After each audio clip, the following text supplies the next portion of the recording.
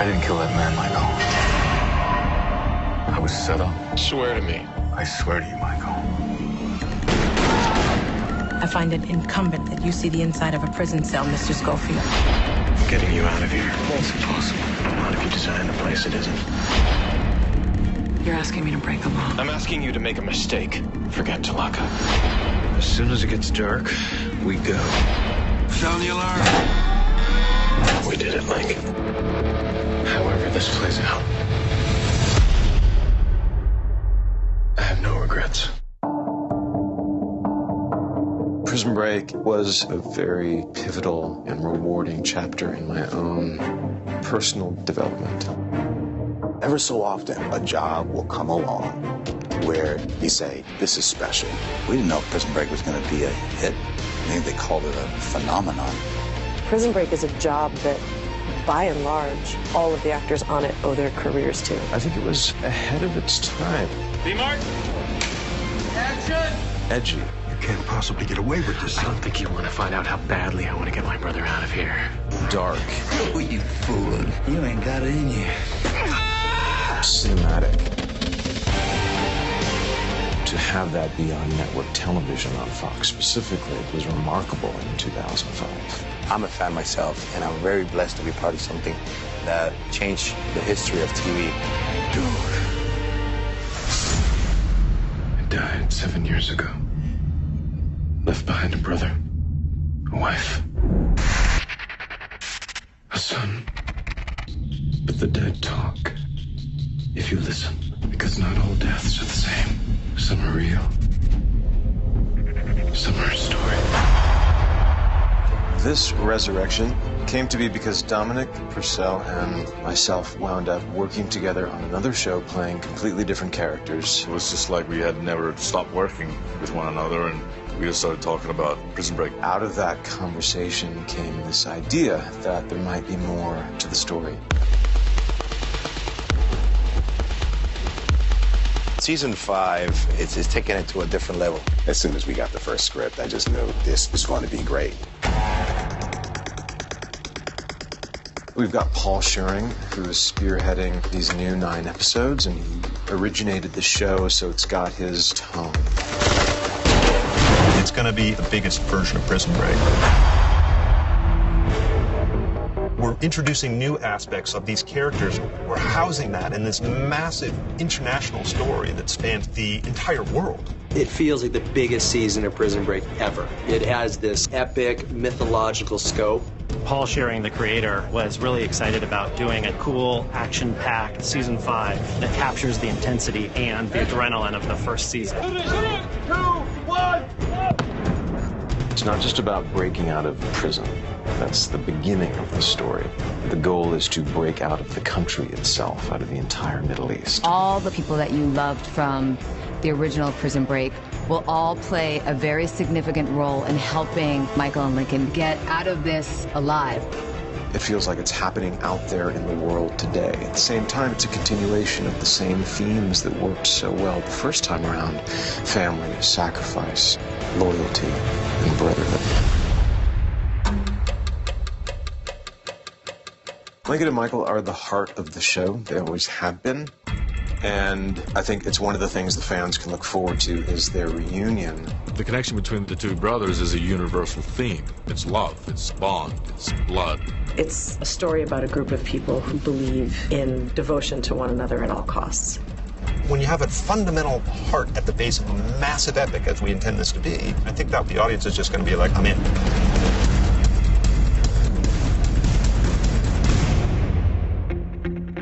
Prison Break fans are by far the most vocal and loyal that I've ever encountered, which, given that we've been off the air for 7 years, is remarkable.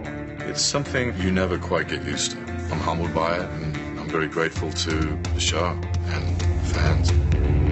It is great that we have so many of the old cast back, because I think it's one more thing for the fans to look forward to. But we've also got a handful of great new characters as well. It really is bringing all of those pieces, all of that family back together again, and that is the heart of the season. Still tight as scales on a snake. T-Bag gets out of prison, and then boom. Must have friends in high places, Bagwell. No cesspool like you gets his walking papers, I'll never know. He gets the first clue. And one last piece of correspondence. And he's right back into it again, of the very thing that he did not want to be involved with again, which is Michael drawing him in.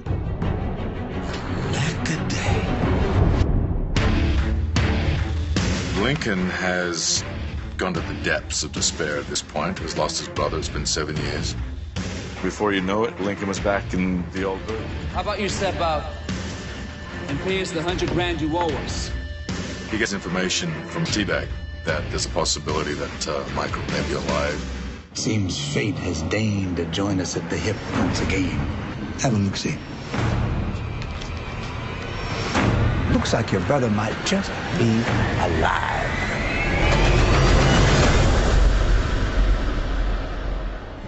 You know, I had made my peace of what was coming, and you show up and give me the one thing a man in my situation shouldn't have. Hope. Now that's gonna be taken away. Don't do this, Nick. I got 3 weeks. What do you want me to do? Michael was someone that always used to show him the way to a degree, and he didn't have that guiding light in his life. My life's been a mess ever since you left. Falling back into my old ways. Here's a guy who lost what was most near and dear to him, which was his brother. Hey, Mark. When the potential of his brother being alive comes on his radar. If you don't get off my deck, I'm gonna crack your skull. I get a surprise visit from T-Bag, who Lincoln despises. Have a look-see. T-Bag said he thinks Michael's alive. It's impossible. That's what I thought. He starts this journey off into the world, which is to find out, ostensibly, is his brother alive? No, you want it to be true.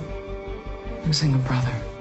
Massive hole that leaves in your life. Sarah, she has moved on with her life. You're talking about a woman that had this profound life-changing relationship with a man 7 years ago that lasted less than 2 years. Michael was sick. He was terminally sick. And he died. She's a different person than she was before. She was never a wife and mother in the show, and she certainly was never a widow. I don't know that Sarah would have made it were it not for her son. I think her son has become the center of her universe, partly because he's all she has left of Michael. As he gets older, is more like his father every day. He looks more like him. He thinks more like him. What was my father like? My real father. Somewhere along the way, without looking for it, she met a man who was willing to take what she had left to give, which isn't a lot. Jacob Ness is a professor of game theory at the University of Ithaca. He's a really good guy. He's basically there for her in her moment of need, and he has stepped in to raise a child who's not his own, and he's done it with generosity and class. I don't think Sarah and her new husband, Jacob, are under any delusions that this is like a love of your life kind of a situation. But I think there's respect, and there's friendship, and there's comfort. I've got a stake in this too, okay? This is my wife, my son. The reintroduction of the possibility that Michael might be still alive starts to threaten that relationship, because she's very conflicted, because the man she's married to is a wonderful guy. But, of course, we as Prison Break fans are like, well, but you gotta get Sarah and Michael together. I think Michael and Sarah, they will be drawn towards one another kind of no matter what. Ultimately, these are two people who would do anything for each other. The question is he still the man that she remembers? Is he deserving of her love? Is he deserving of a happy ending? Your brother's dead, Lincoln. Where is he dead? Where's the body? If he's been out there for all of these years, what, did he abandon his own son? Can he still call himself a good man? Is he still considered a hero? Is he worthy of Sarah and their child? Michael Schofield was like a storm, and frightening and mysterious. And he would show up in your life out of the clear blue sky, and then he would disappear just as quickly. But storms, they can come back, can't they? If I needed to get to Yemen, that's something you could help me with? There's a period of time where C-No